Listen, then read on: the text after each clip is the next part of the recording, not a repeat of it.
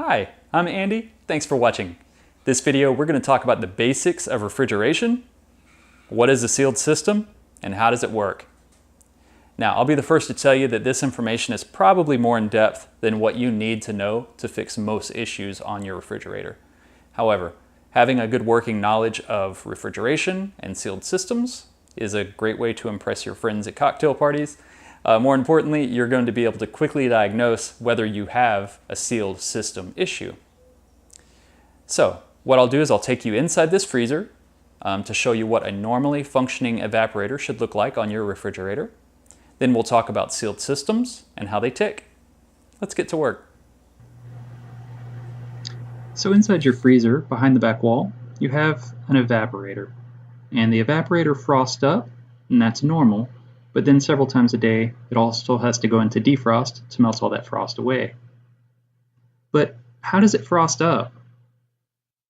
Well, it does this by means of what's called a sealed system. Now, a sealed system is essentially just a bunch of copper tubing with refrigerant inside of it. It's sealed from the outside air. In its simplest form, we have a compressor, which is behind your refrigerator. There's copper tubing leading to your condenser behind your refrigerator as well. Then all of this leads to what's called a filter dryer. Then it leads to what's called a metering device, the evaporator, which leads all back to the compressor.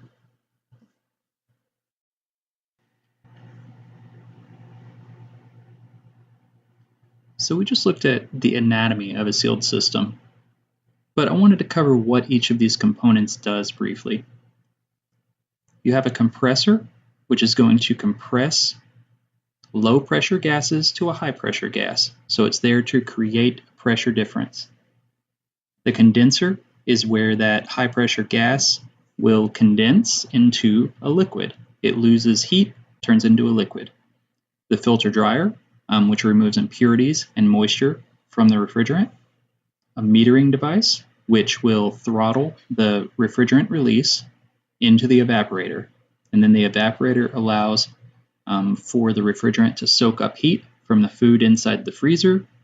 Once it takes on enough heat, it's going to get to a certain temperature and then evaporate back into a gas, at which point it's going to be back at the compressor to continue that cycle.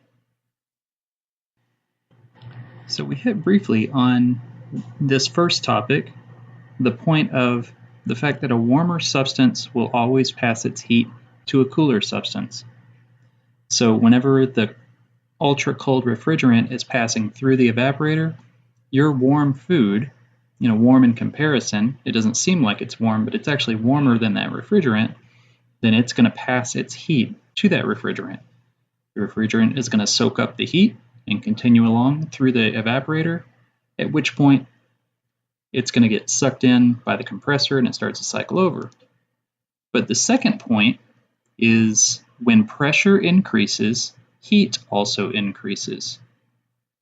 So whenever this compressor is compressing a low pressure gas into a high pressure gas, that process creates heat. But in the same token, on the inverse of that, when pressure decreases, so does heat. And what we're looking at right now is the metering device. So the very small tubing that came from the filter dryer leads straight to the evaporator, where it hooks up to a larger tube, and that is where the high pressure liquid refrigerant is released into a larger opening, the evaporator, at which point the pressure decreases, but also heat decreases. So that's how the refrigeration process happens. The compressor compresses the gases. They cool to a point where they become liquid. They get released into a larger atmosphere, which is the evaporator, and then you're going to have a decrease in heat. You have utilized these concepts and may not even realize it. If you've ever blown up a balloon, and really big balloon, and then you let the balloon just squirt all of the air out of the tiny opening, you notice that it's cool. It's cool air. Or let's say that your air compressor in your garage. It's a hot day. Take the hose and you spray it on yourself. Well, you notice that air is much cooler than the surrounding air. A lot of it is that temperature or the pressure differential. So it's high pressure inside the air compressor. It's low pressure on the outside where you are.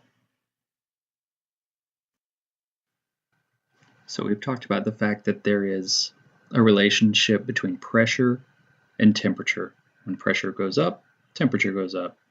On the inverse, when pressure drops, you'll have a drop in temperature as well. We also have a high side and a low side. That is a high pressure side and a low pressure side. So there should be a temperature difference there as well. What I'm going to show you is a thermal image of this compressor which is running.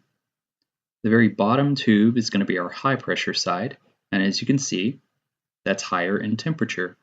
And then the tube that's immediately above that, that's the refrigerant that's now returning to the compressor to start the cycle over again. You can see that the temperature is much lower on that return line. Here's a picture of your condenser. So what's happened is the compressor has compressed the gases into a high pressure gas, and now it's going to head to the condenser to cool down and then condense back into a high pressure liquid. So let's take a look at the thermal image on this one. As you can see, it's gradually getting cooler as it moves from left to right. So from this point, that high pressure liquid refrigerant will now head through the filter dryer and straight into the evaporator. You'll notice some fairly small tubing on the bottom of this filter dryer. So that's liquid refrigerant that's being pushed through a small opening, which leads straight to the evaporator. Then you see that small copper tubing, and then it connects up to a large tubing at the evaporator. And at that point, the refrigerant is decreasing in pressure, also decreasing in temperature, and that's why you get it frosting up as we do.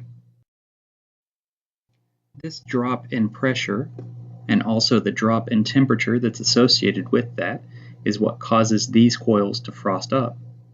Now you have your evaporator fan, which is pulling air across these frosted coils, and that's how you cool your freezer.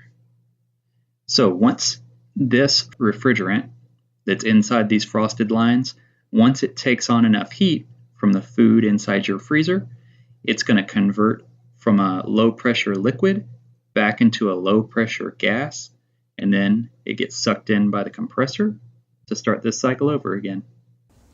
Well, thanks so much for watching. I hope you learned something. If you do have any questions, please be sure to leave those in the comments. And if you have not already done so, please be sure to subscribe. It helps a lot. I'll see you next time.